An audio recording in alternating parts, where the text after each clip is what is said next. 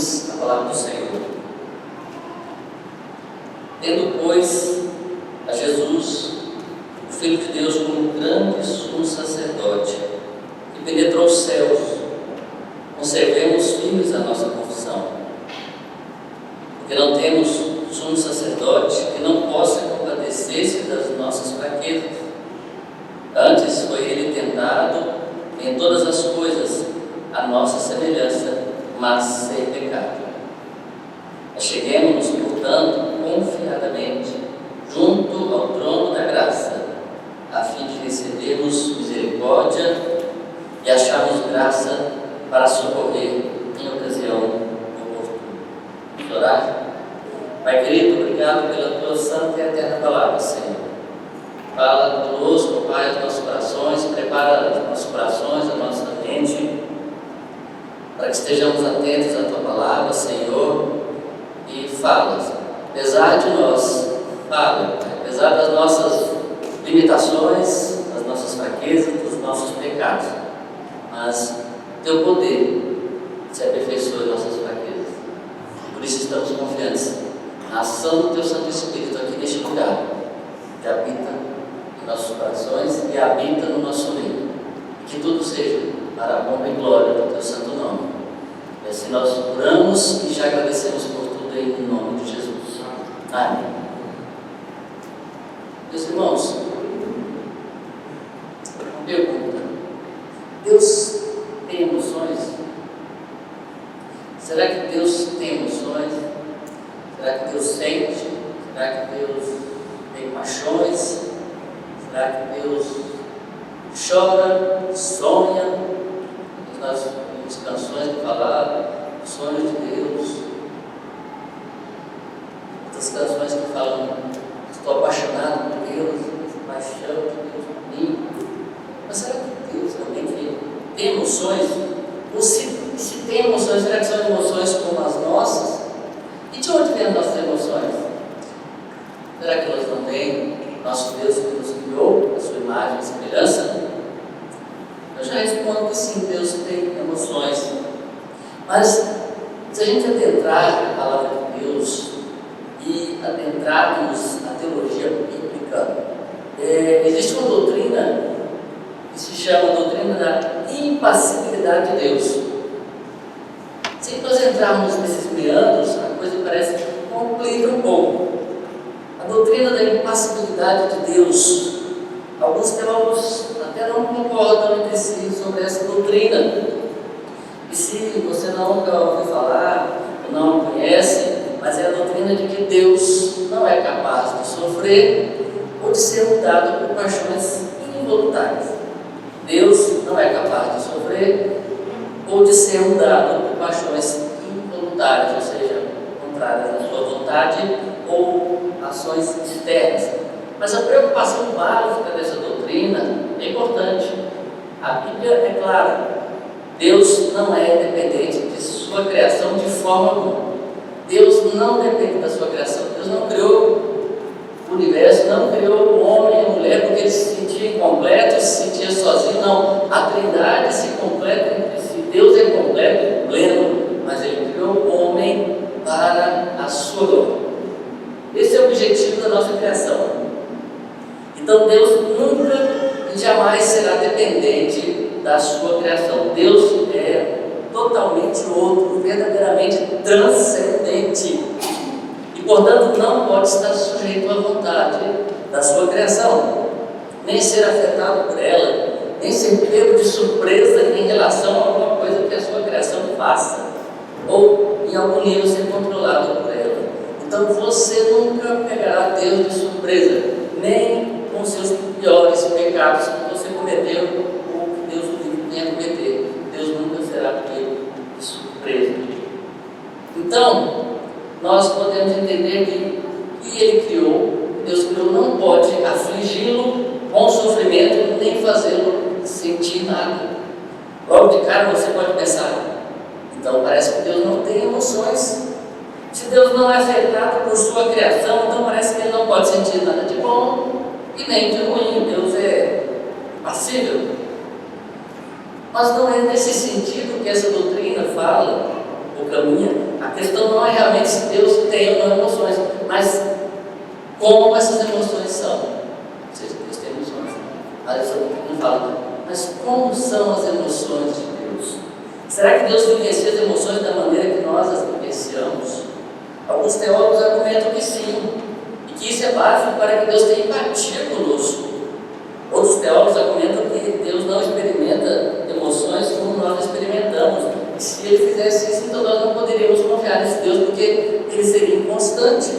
Uma hora Ele estaria alegre, uma hora Ele estaria triste, uma hora Ele estaria surpreso com o que aconteceu e agora o que fazer. Ou seja, iríamos contra a doutrina da imutabilidade de Deus. Mas isso que eu estou falando, será que realmente importa? Esse assunto pode parecer um pouco abstrato, filosófico demais, e você pode estar se perguntando, será que essa doutrina realmente importa? Sim, realmente ela é importante, porque importa que Deus tenha emoções, e que essas emoções sejam diferentes das nossas de formas importantes. Mas antes de nós entrarmos no texto propriamente dito, eu quero lembrar os irmãos sobre essa carta escrita aos Hebreus. Nós não sabemos o autor, não é possível definir quem realmente é o autor, mas o foco principal dessa carta é o sumo sacerdócio de Cristo. É uma palavra de exortação para os seus leitores, que são chamados várias vezes, inclusive nesse trecho que nós lemos, há uma resposta ativa, corajosa e ousada diante do trono de Deus. Sobre o que acabamos de ler, eu quero chamar a atenção dos irmãos para o título do sermão de hoje, que é o seguinte: o Deus que se importa. Deus que se importa. Primeira coisa que eu queria destacar: o Deus que se importa, uma certeza simples e certa. Leamos novamente o verso 14. Tendo, pois, Jesus, o Filho de Deus, como grande sumo sacerdote que penetrou os céus, conservemos firmes a nossa confissão. Aqui uma exortação do autor para que conservemos firmes a nossa confissão que fizemos em crer em Cristo Jesus, pois Jesus, o Filho de Deus, nosso grande sumo sacerdote, penetrou, subiu aos céus, ressuscitou, ascendeu aos céus e está sentado à direita de Deus, onde ministra como nosso grande, eterno e supremo sacerdote. Por isso a minha pergunta inicial: será que Deus tem emoções? Será que Deus está sofrendo quando você sofre? E quando você está sofrendo, será que Deus se importa? O verso fala sobre o sacerdócio eterno de Cristo. Isso já nos deixa claro que sim. Deus se importa se você está sofrendo ou não. E Ele não apenas se importa com você, mas Ele se importa que você saiba disso. Ele quis deixar bem claro e explicar para você que Ele se importa que você saiba e compreenda isso. Jesus é o nosso sumo sacerdote. Ele sofreu de forma essencial e física, pois Ele é 100% Deus, 100% homem. E por causa da sua pureza, a pureza de Jesus e de sua paixão humana, Deus é singularmente qualificado para ter empatia por mim e por você, por causa de Cristo Jesus. Mas para termos uma visão equilibrada disso, das emoções de Deus, da vida emocional de Deus, nós podemos dizer, nós precisamos olhar talvez para a Trindade, como doutrina, para a doutrina da Trindade.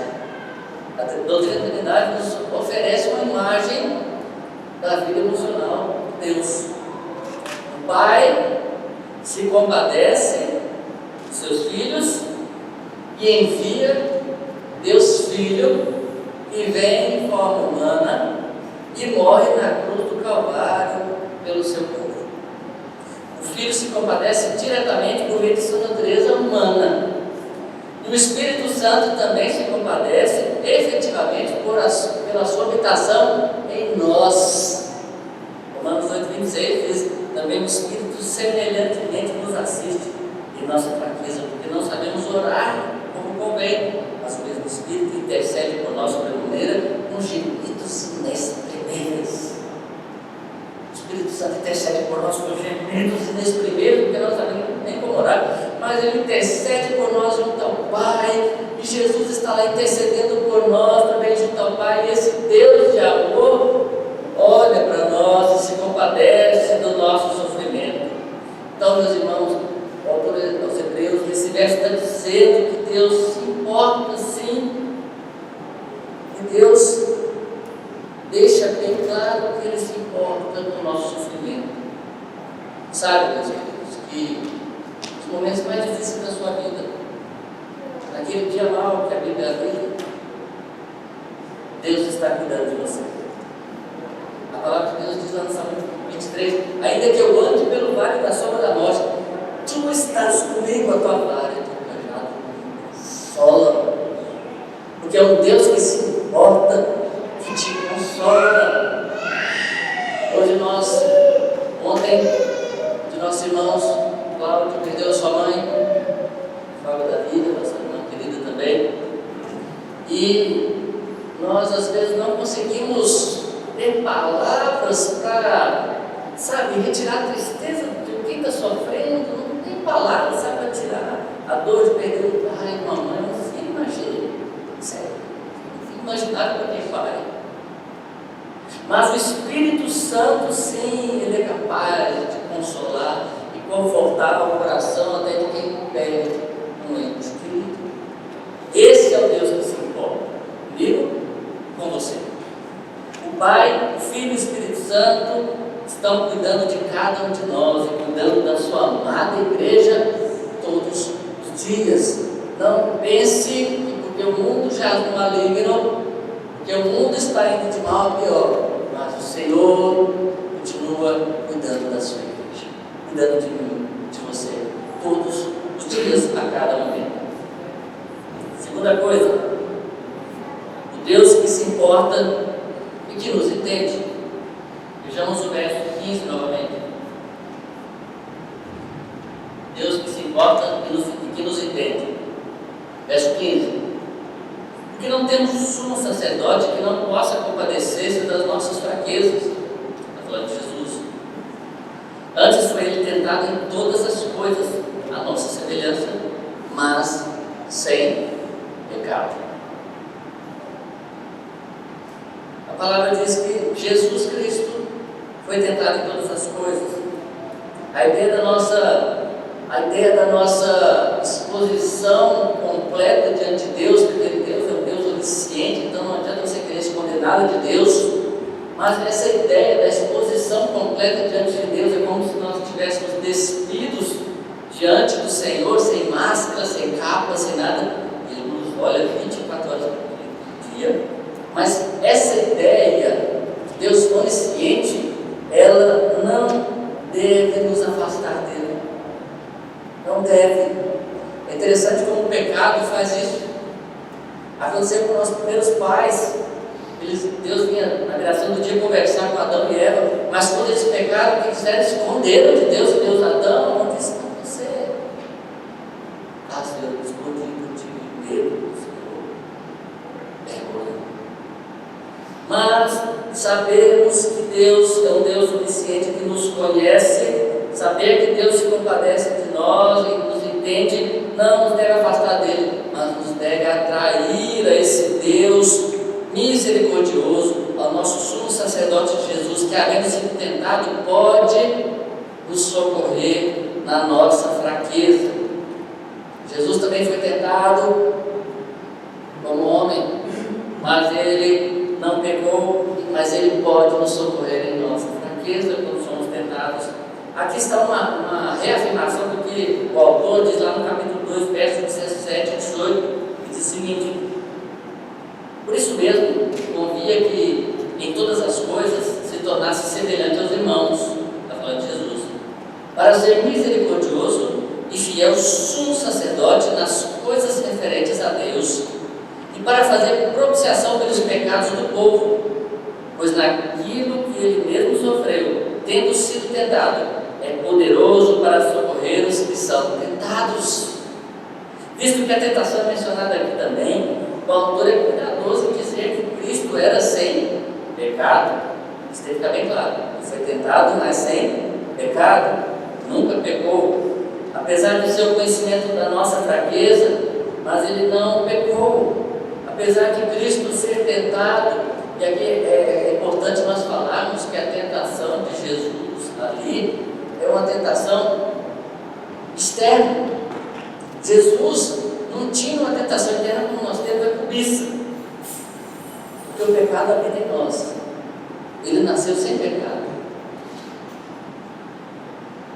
Tiago fala que a cobiça vem de dentro, a cobiça dos olhos nasce dentro do coração e se transforma em pecado.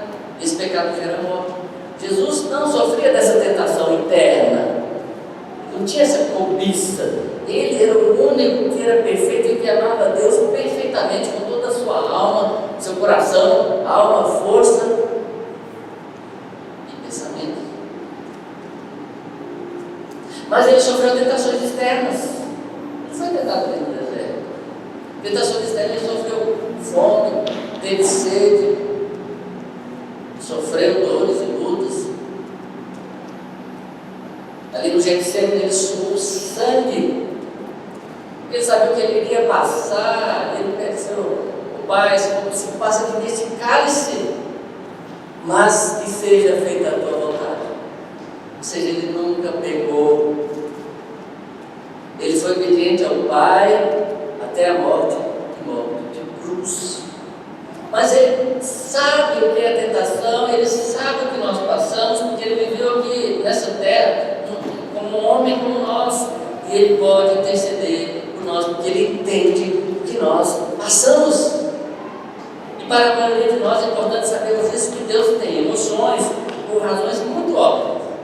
Pois o que está em jogo aqui é se Deus realmente entende, e se Ele realmente se importa com nossas experiências, e principalmente com nossos sofrimentos.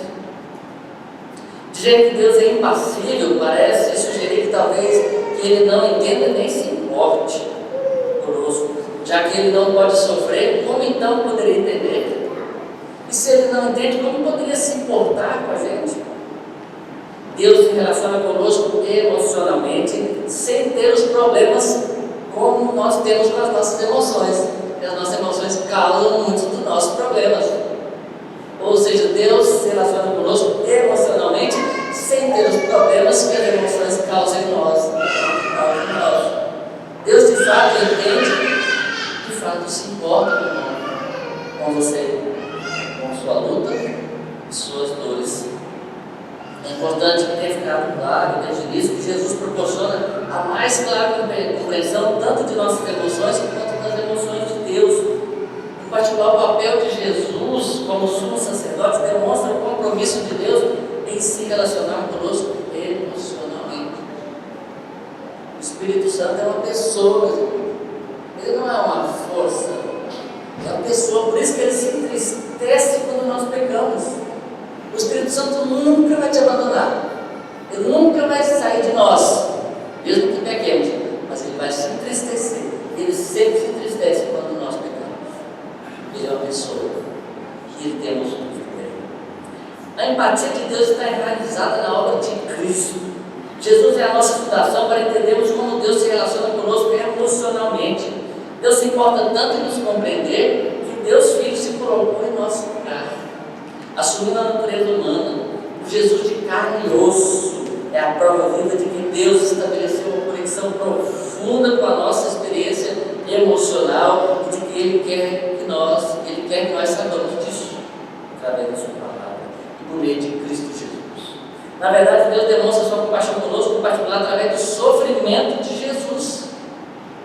As provações e tentações de Cristo validam o vínculo que Ele tem conosco como nosso sumo sacerdote, aquele que pode verdadeiramente nos representar diante de Deus. Não há mais ninguém que possa nos representar diante de Deus, ninguém que seja intermediário entre o homem e Deus. Não é Papa, não é Maria, não é Paulo, Pedro, não é pastor, não é ninguém. É só Jesus Cristo, 100% Deus, 100% único, que morreu na cruz do Calvário, no nosso favor. Então, quando Ele nos diz que se importa, nós podemos saber que Deus está falando sério. Deus não brinca com nossos sentimentos, Deus não brinca com as nossas emoções. Quando Ele está falando, Ele fala a verdade. nós podemos crer nesse Deus e nas suas promessas. Mas ao mesmo tempo ele não muda, nem tem sombra de variação. É impossível que Deus minta, se arrependa, porque ele não é homem e nem ficou para que se arrependa. Em Deus não há mudança, Deus não muda e não há variação, não há sombra de variação nele. Ele está fielmente comunicando que Deus é um Deus que se importa e é um Deus imutável. Nós temos que conciliar essas coisas. Deus é um Deus que se emociona, Deus tem emoções, Deus se compadece de nós, mas as suas emoções são diferentes das nossas. A impassibilidade também é importante por outras razões. Alguns atributos importantes de Deus estão em jogo aqui. Contudo, qualquer semelhança entre as emoções de Deus e as nossas emoções não pode diminuir o caráter imutável do Senhor. O seu caráter não muda, o nosso caráter muda. A gente muda, Deus não. Isso está ligado à sua fidelidade e capacidade de nos salvar. Porque se Deus mudasse, meus irmãos, nós não poderíamos confiar nele. Hoje nós estaremos salvos, amanhã pode ser que nós estaremos salvos. Eu te salvei, mas olha o pecado que você fez. Não, você não merecia ser salvo, não vai ser salvo mais. Amanhã, não, pensando bem, não, você merece. Está bacana, você já tem um mês aí que você está firme, está no jejum, está na oração, não, você merece ser salvo. Deus não é assim, meus irmãos. Uma vez que Ele nos salva, Ele nos promete e faz aliança conosco, ninguém pode quebrar essa aliança, porque Deus é o Deus verdadeiro, que não mente, não se arrepende e que não muda. Mas então, em que sentido Deus tem emoções? Os teólogos têm feito uma distinção aqui entre paixões e afeições. As paixões descrevem o aspecto mais físico das emoções. Os nossos corpos moldam muito as nossas emoções. Nós somos levados muito pelo que nós sentimos, pelo nosso corpo, pelas sensações. Isso molda muito as nossas emoções. Isso é paixão, as paixões. Mas não quero dizer com isso que Deus tem essa paixão, porque Deus não tem nenhum corpo físico. Deus é espírito.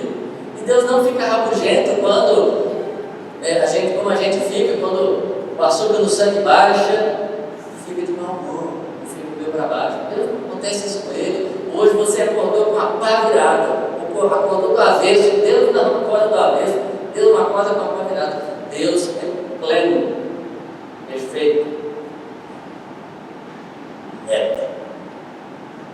Os pais da igreja usaram o termo paixões para descrever o que Deus não tem. Deus não tem paixões. E por que eles falavam isso? Para defender das heresias, meus irmãos. Havia os hereges que falavam que o Pai sofreu na cruz. É o chamado patriarcalismo. Ou seja, eles falavam que a Trindade era uma pessoa só, mas que tinha três personalidades. O Pai era uma personalidade, o Filho era outra, o Espírito Santo é outra. E lá na cruz, essa pessoa morreu, foi crucificado. Ou seja, o Pai foi crucificado na cruz. Essa que era a heresia fazia, falava. Outra que dizia que Cristo tem apenas uma natureza em vez de duas. É o monofisismo. Jesus apenas tinha natureza divina. Ou seja, que Deus é o Deus Santo, então não podia tomar a forma humana, porque a forma humana é pecaminosa. Então, o que morreu na cruz foi a natureza divina de Deus.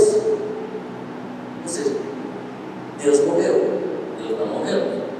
Então, essas são heresias, meus irmãos. Nesse sentido, devemos negar que Deus tem paixões. Ele é impassível, o que significa que a criação ou suas criaturas não podem intimidá-lo ou afetá-lo emocionalmente. Mas, ao mesmo tempo, isso não significa que Deus não tenha afeições. Afeições nós podemos chamar também de sentimentos. A palavra afeições descreve uma emoção enraizada num valor moral. O pastor e teólogo Kevin DeYoung captura a beleza central dessa impassibilidade de Deus, dizendo que Deus é amor ao máximo a cada momento. Deus cada momento. Ele não pode mudar porque não pode ser nem um pouco mais amoroso, bondoso ou justo. Meu irmão, Deus não pode te amar mais do que Ele já te ama, e nem amar menos do que Ele te ama. Deus cuida de nós, mas não é um cuidado sujeito a variações de humor. Embora pareça que essa doutrina da impassibilidade deixa Deus como Deus frio, desconectado, distante, na verdade era exatamente o oposto. O fato glorioso de que Deus não pode, não irá mudar, significa que nós podemos confiar plenamente que Deus e o seu coração, que age com amor, compaixão, piedade, ternura, mas também ira diante da injustiça. Nós podemos nos deleitar com suas obras, sabendo que Ele sempre estará com esses atributos, sem se cansar, sem ter variação ou sombra de mudança. A impassibilidade de Deus é, na verdade, a esperança fundamental de nossa capacidade de conhecer e confiar nas emoções de Deus, ou nas afeições de Deus pelos seus filhos. Isaías 49:15 diz exatamente isso. Ele diz: acaso pode uma mulher esquecer-se do filho que ainda mama, de sorte que não se compadeça do filho do seu ventre? Mas ainda que esta viesse a se esquecer dele, eu todavia não me esquecerei de ti. Esse é o Deus que ama mais do que o amor de mãe. Se você, às vezes, você pensa assim com amor assim, vamos tentar fazer analogia aproximadamente, porque não dá para chegar ao amor de mãe, talvez seja um parecido com Deus, mas nem se aproxima. Porque essa mãe ainda pode acontecer que ela não ama mais esse filho e larga esse filho na lata de lixo, ou mate, aborte uma criança no ventre. Mas Deus, Ele ama mais que qualquer mãe. O amor de Deus é muito superior ao amor de todas as mães do mundo. Porque Ele não muda, Ele não te abandona, Ele nunca te jogará fora. Amém? Essas formulações não deveriam nos obrigar a dizer que Deus não é, de forma alguma, como nós emocionalmente. Nós somos passíveis e Deus é impassível. Nós sofremos mudanças de humor, de caráter, de decisões. A gente fala que sim, depois fala que não. Eu vou, depois eu não vou. Eu juro, depois eu descumpro. Falo que eu não vou pecar mais e peco. Deus não muda. Deus energicamente entusiasmado e emocionalmente investido na criação por sua própria escolha livre e consistente. Mas a vida emocional de Deus não compromete seu caráter nem muda a sua essência. Meus irmãos, sabe que nos momentos mais difíceis da sua vida, naquele dia que você pode receber uma notícia que parece que o chão fugiu dos seus pés, saiba que Jesus está orando por você. Saiba que Ele te entende. Jesus sofreu e morreu por você. E saiba que Ele entende o seu sofrimento e a sua dor. O Filho intercedendo junto ao Pai por você todos os dias da sua vida, até o final dos séculos. Terceiro, Deus que se importa e quer que entendamos.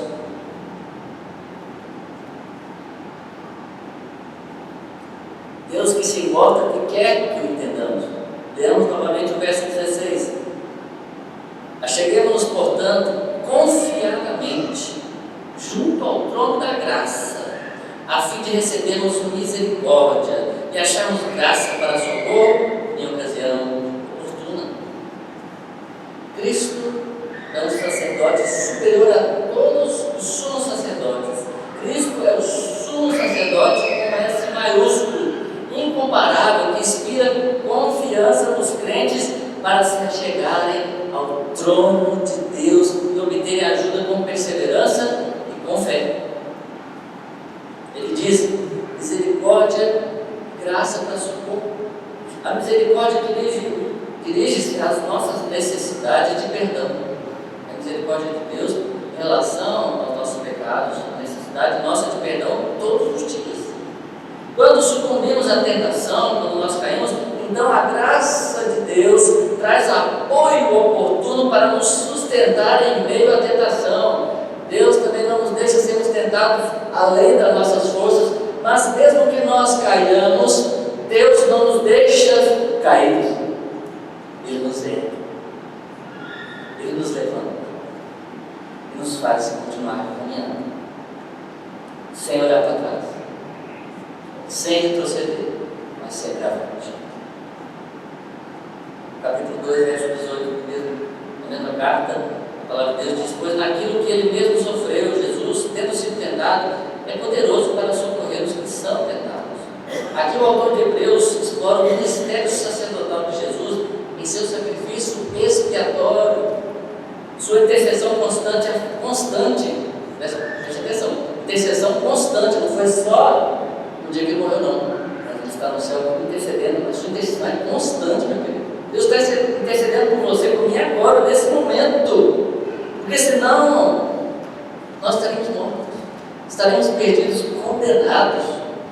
Mas o autor de Hebreus mostra esse ministério de Jesus, o sacerdócio de Jesus, a sua intercessão constante a favor de nós, estando ele à direita de Deus Pai no céu, e também purifica a nossa consciência, toca a nossa consciência, toca nosso coração, para nos dar confiança de nos aproximarmos diante do trono de Deus, com confiança e em adoração.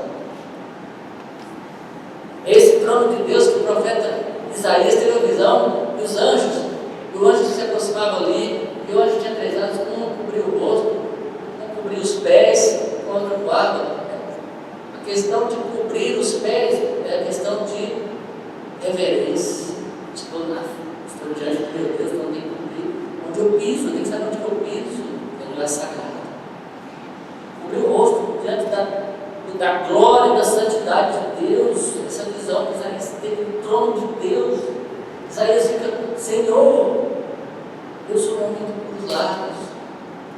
Deus não toca no lábio de Isaías, mantenaz e purifica esse homem.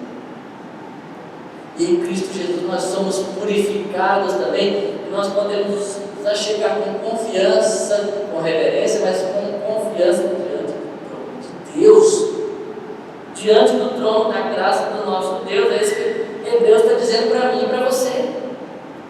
Deus quer que entendamos isso, ou seja, tenhamos fé. A gente está falando, você crê nisso? Mas é um mistério, o mistério da fé. Eu explico essa questão do mistério. Mas muitos têm, quando eles falam assim, quando não sabem o que é falar, mistério. É um mistério. Há um mistério, mistério da fé. Eu explico. Toda doutrina cristã é, em algum momento, uma expressão de mistério.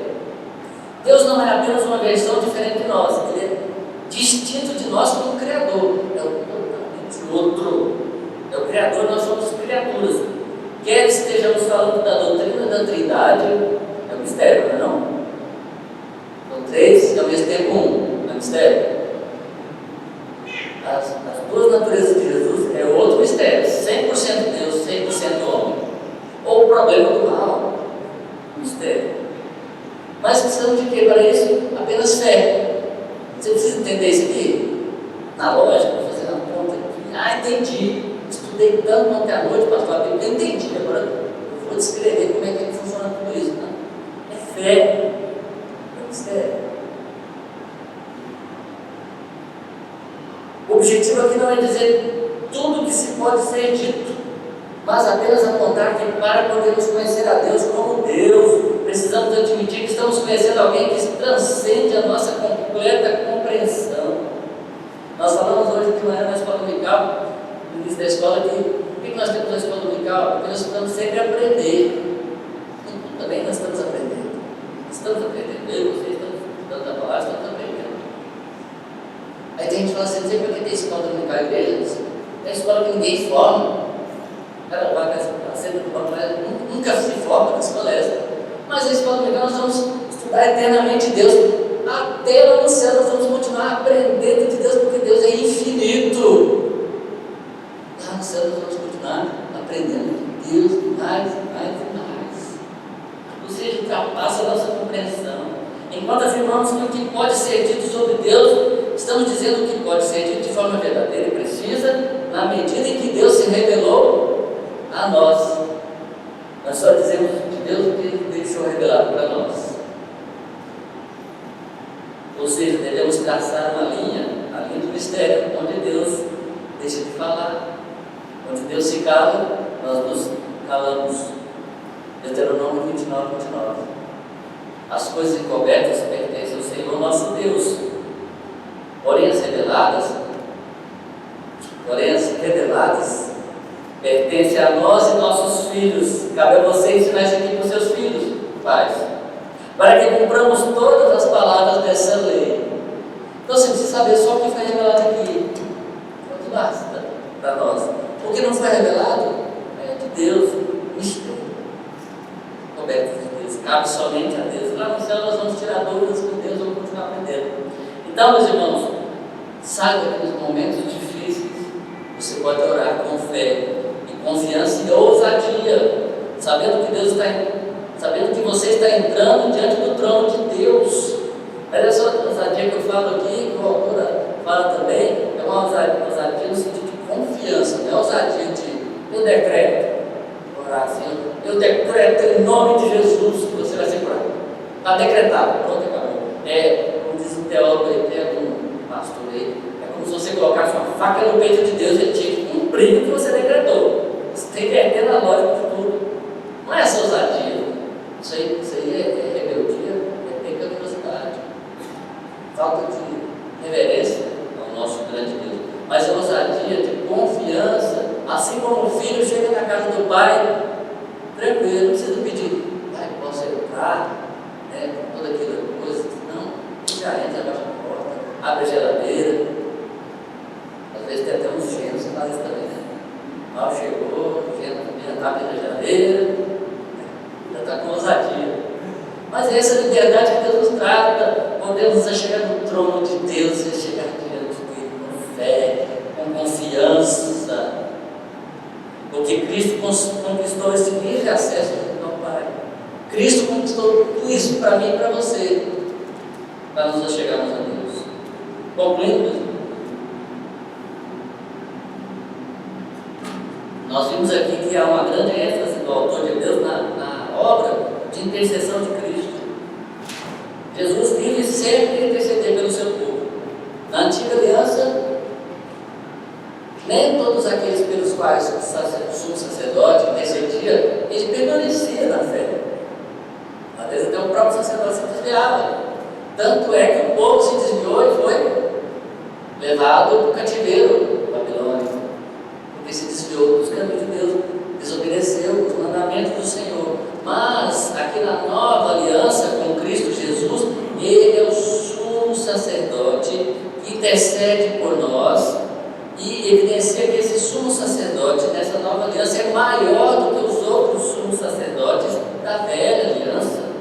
Então é impossível que ele pegue qualquer um daqueles por quem ele intercede. Por quê? O próprio Jesus falou isso. Lá em João 6,37, o próprio Jesus disse: todo aquele que o Pai me dá, esse virá a mim. E o que vem a mim, de modo nenhum lançarei fora. Olha que promessa. Você crê nisso? Esse é o Deus imutável. Ele falou isso que nunca vai mudar. Céus e a terra passarão, mas as palavras do Senhor jamais passarão. Meus irmãos, e a gente pode aplicar isso da nossa vida. Se nós olharmos aqui de forma bem prática, com dois personagens bíblicos que demonstram claramente isso, essa diferença entre um e outro: Pedro e Judas. Os dois negaram Jesus, não foi? Os dois negaram Jesus. A palavra de João lá, o Evangelho de João, diz que Judas negou, Pedro negou e ainda blasfemou, praguejou. Mas Pedro foi salvo, Judas não. O Senhor Jesus chegou para Pedro e disse assim: Pedro, o diabo te requisitou para te peneirar como trigo, mas eu roguei ao Pai, intercedi por ti e te salvei, Pedro. Essa foi a diferença entre Pedro e Judas. Não foi que Pedro era mais santo ou Judas menos santo, não. Jesus intercedeu por Pedro, mas não por Judas. Judas era o filho da perdição. filho de Satanás. E só há dois tipos de pessoas no mundo: filho de Deus, filho do diabo. Os eleitos de Deus, os condenados. Mas eu e você, meus irmãos, nós olhamos para a vida de Pedro, nós somos iguais a eles. Quantas vezes nós não negamos Jesus? Às vezes todos os dias, no nosso pecado. Promete, a gente se arrepende, e pega de novo. Estamos negando o nosso Jesus, traindo o nosso Senhor Jesus, que morreu na cruz para os nossos pecados. Isso é verdade. Isso tem que bater na sua cabeça e ficar no seu ouvido alzinho. Dormir com esse barulho. Mas também ao mesmo tempo a palavra não nos deixa assim. Porque diz que esse Jesus intercede por nós junto ao Pai. Olha, você pecou, meu irmão. O diabo te chamou para peneira. Mas Jesus está falando para você: mas eu intercedi por você e roguei ao Pai junto a ti. Eu intercedo por você todos os dias. Então, confie. Confie que Deus se importa com você. Que Deus se importa conosco. Que Deus ouve as nossas orações. Se Jesus vive sempre para interceder por aqueles que confessam e chegam a Ele, então Jesus não cessará de orar por todo aquele que é verdadeiramente convertido. Uma vez que uma pessoa confia nele, Cristo não cessará de orar por essa pessoa. E o Pai não rejeitará essa pessoa, porque o Pai não rejeita ao Filho. Porque o Pai não rejeita ao Filho e também não rejeita você. Amém? A oração é que nós nunca nos esqueçamos disso. Nos dias bons, nos dias maus. Quando você orar, lembre-se, se você orar em nome de Jesus, você ora em nome de Jesus, sabendo que Jesus está orando por você. A mesma oração junto ao Pai, intercedendo por mim, por você, todos os dias lá no céu, até Ele voltar. Amém? Vamos orar mais uma vez? Vamos ficar de pé, nós vamos cantar o hino. Pai querido, Pai bondoso, Pai misericordioso, Deus de graça, Deus de amor, de bondade infinita, Deus conosco, Deus que está no nosso meio. O Senhor é o Deus que se importa conosco, Pai, apesar de nós, apesar da nossa pecaminosidade, da nossa pequenez. O Senhor que é todo santo, santo, santo, Criador dos céus e da terra, Deus onipotente, Deus onisciente, que conhece cada ruga minha, cada célula, cada pensamento meu, que conhece o meu coração, que está descoberto diante de Ti. Mas mesmo assim o Senhor se importa conosco. Obrigado, Senhor, porque em Cristo Jesus o Senhor nos deste livre acesso a Ti, oh Pai. Nós podemos estar aqui orando, Senhor, nesse momento. Podemos em oração, em espírito, sermos elevados e entrarmos na sala do trono. E temos livre acesso a Ti, Senhor, e falar contigo diretamente, falar com o Senhor, Pai. Porque o nosso Senhor Jesus Cristo está ali intercedendo por nós como nosso advogado fiel. E esse advogado não perde uma causa. Ele já ganhou todas as causas em nosso favor na cruz do Calvário. Obrigado, Senhor. Obrigado porque o Teu Santo Espírito intercede por nós com gemidos inexprimíveis e faz a nossa oração porque nós não sabemos nem orar, Senhor. Somos como crianças que balbuciam, não sabem nem falar direito, Pai. Mas o Senhor recebe a nossa oração. A nossa fé é mínima, mas o Senhor recebe a nossa fé. O nosso arrependimento é imperfeito, mas o Senhor recebe esse mesmo. Por causa de Cristo Jesus, Teu Filho, que foi perfeito por nós, que foi fiel por nós, que morreu em nosso lugar, que Te amou perfeitamente em nosso lugar. E é nele, é nessa certeza, no nome de Jesus, que nós oramos, confiamos e sabemos que o Senhor está nos ouvindo e intercedendo por nós. Em Cristo Jesus. eu quero te pedir, Senhor, para aqueles que ainda não têm acesso ainda à sala do trono, Senhor, ainda estão presos à escravidão do pecado, eu te peço por eles, Senhor, assim como o Senhor intercedeu por Pedro, assim como o Senhor intercedeu por mim, pelos meus irmãos aqui, o Senhor interceda por estes também, Senhor. Aqueles que estão aqui hoje, aqueles que não estão aqui, aqueles que ainda vão assistir pela internet, meu Pai, de qualquer lugar do mundo, que estão assim, toca nos seus corações através do teu Santo Espírito. E que eles, por meio de Jesus Cristo, tenham livre acesso também junto a Ti.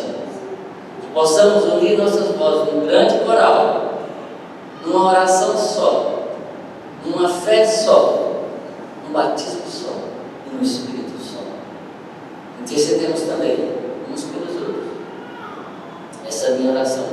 Fazemos essa luta, confiados nos méritos do nosso Senhor e Salvador Jesus Cristo.